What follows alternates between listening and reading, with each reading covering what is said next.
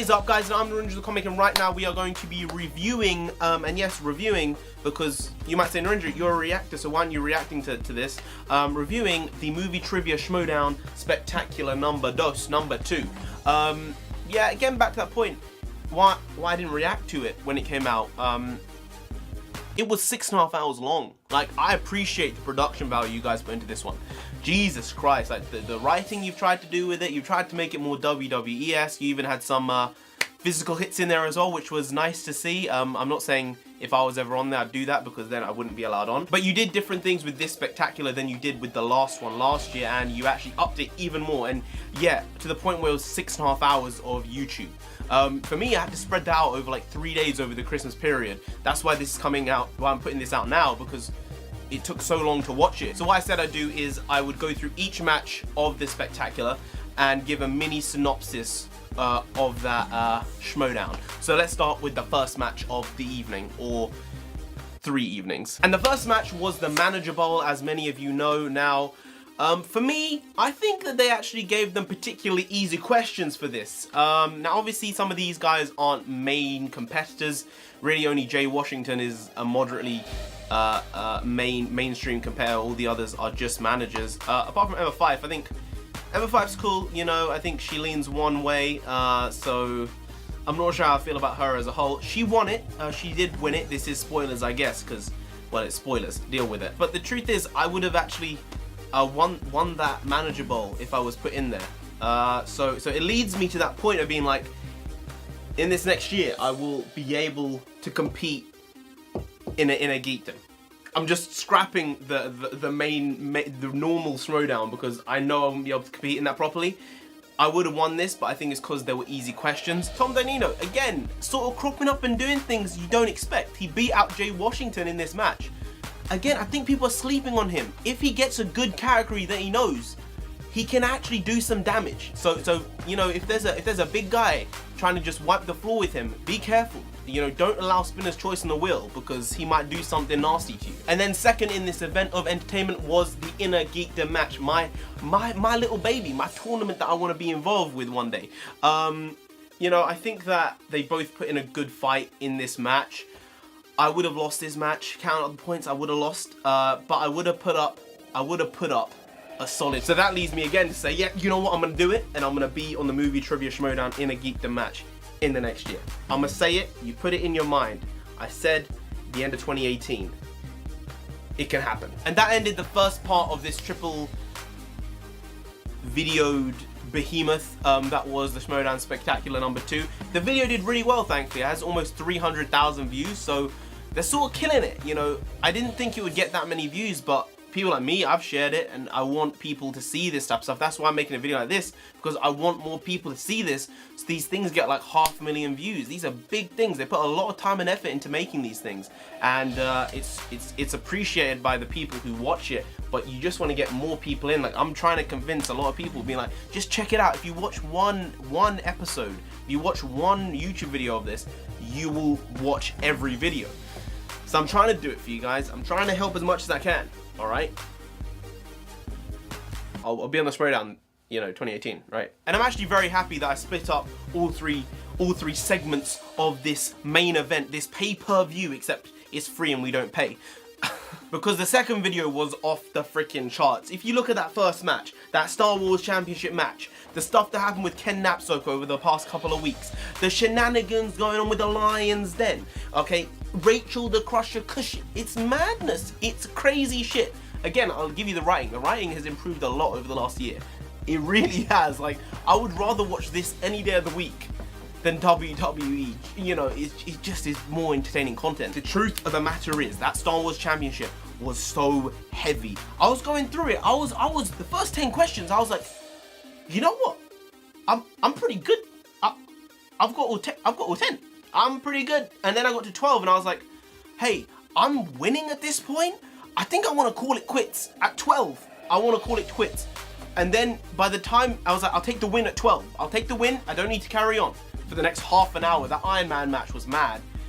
Then by the time we got to question 20, I was on like 15 points and I was like, shit. Man, there was no way in hell I would have won this Iron Man match, and the way it ended with Ken and with Sam, it was madness. Like, last second buzzer stuff, literally, you know, you took the shot on the buzzer. Crazy shit happened in this match. I think Ken should maybe be entitled to a rematch here.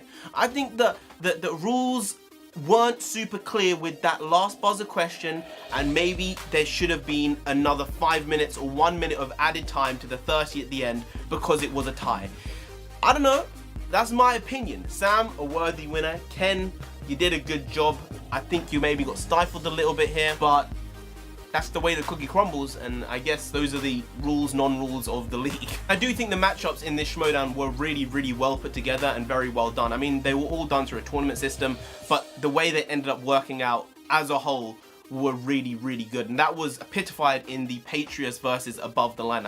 Sam Levine, the inglorious one, the inglorious bastard, has had a great year. I think he's in line probably to be player of the year. I think he's going to get that under lock and key, especially after what he did in the other Schmoedown. But him and Drew McWeeny came up just short in the tag team titles match, and it was one for the history books. Like, there was potentially some all-time highest scoring points in this match. The Patriots just won it by the skin of their teeth by 1 point.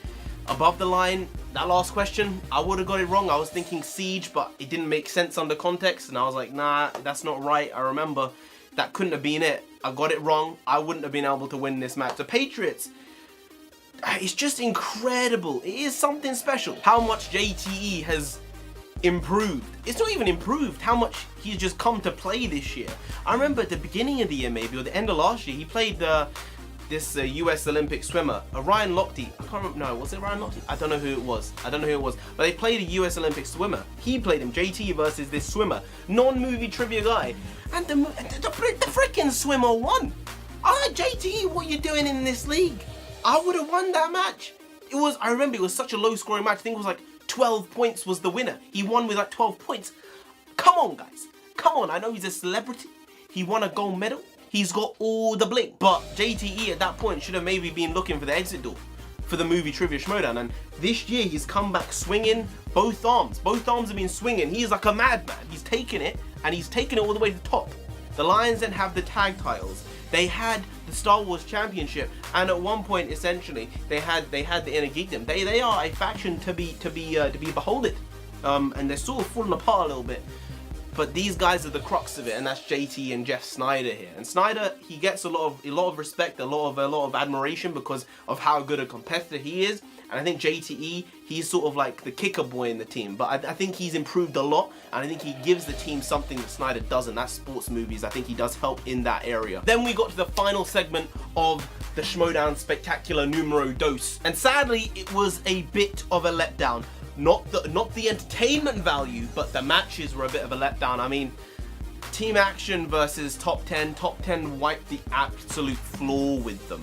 It wasn't nice to watch. I'll be honest. It was like, I felt sorry for Action a bit, just a little bit. But what Drew did at the end of that match, like throwing fists, doing a bloody takedown on the outlaw, John Roker. I mean, I don't know if I've had those balls. I don't know if I'd do that shit, but man's been handed a bad. I guess they're trying to try and bring him back for like the Royal Rumble or something like that, essentially, and then in a couple months they'll do that and he'll be like compared to number like 25 or something, and they'll be like, oh shit, he's back. I would think that's what they're probably going to do. That would make sense, because there's no point giving someone who's an actual draw for your views and your stream for not really putting them in the show on a regular basis. So I think that Action will come back, and they'll try and get another belt. I think they have a good chance of doing that. So now we get to the final match of the Spectacular, and this was the big one. It was the Movie Trivia Schmoedown Championship match. Sam Levine versus Christian Darth Harloff. Now, I was looking forward to this. I did have a sneaking feeling that Sam was going to win this one, but I didn't know it was going to be in the fashion that it was. I mean, it looked like it was going to be a straight up KO at one point, like outright. Like, Christian was not getting off the mark. He wasn't really feeling he wasn't getting his foot on the ground. he wasn't starting the race because he kept on getting questions wrong and was staying on 0. And that sort of feel went through the whole match of him being completely unprepared. I think, as he said, him being on the mic the whole night for like 5-6 hours didn't help in that situation. But Sam had already played a match as well, so I mean, it's a tough thing to be able to just be like excuses, but he did have an excuse if you look at it that way. The only positive thing I think Christian can take out of this match is that he didn't get KO'd. He only got TKO'd. I think that's a positive. I mean, I don't know. I wouldn't want to be any of those things. Yeah, but I guess you have to look at the positives. Sam Levine being the champion is a good thing for the league. He's a strong competitor, and he's a babyface, I guess. So I guess that's a good thing as well. One person I do want to see hold the belt is JT. Like, let's not even play. If the man got that main belt, the #1 belt in the league, his ego would blow up so large, and I think it could be just fucking hilarious. Like, I want him to win the belt next year somehow, some way, by a technical default, whatever it was. He wins the belt by hell or high water. It could be hilarious, even if it's for like 5 minutes. Like, it could be funny as hell. So I'd just like to say well done to the entire Schmoedown team. I like at the end they had credits to show and thank all the people who are involved in it, the production assistants, the production, or the entire team there, because they worked so hard on it, and clearly it paid off because your views were huge, thankfully. It was almost on 1 million views for all the cumulative videos in that three episode series. Big achievement, it really is, to put on something like this, especially on YouTube, because you know, you're not getting paid for it, really. Yeah, and you're not paying for this content. Remember guys, they're giving this stuff to us for free. Like, it really is free, and they're just doing the best they can do, and they're doing a really good job. So, as long as I'm on it next year, you get another one. Yeah, so congrats to all the winners. You suck to all the losers. LB, loser behavior. I'm joking. Yeah, but everyone who competed, well done. Yeah, it takes a lot. I guess, I don't know how good I'd be. I say I'd win, and I say I'd win the questions, but when you're under that spotlight, maybe you'd fuck up. Maybe I'd fuck up. Anyway guys, if you did enjoy this video, please do like, share, comment, and subscribe to the channel down there. If you didn't, then we'll just fuck off. Yeah, if you didn't fuck off, do what you want. I don't care anymore. But if you would not like me to say fuck off, then just subscribe anyway. Now, I've been Narendra the Comic. You have been great, and I'll see you next time. Skadoosh.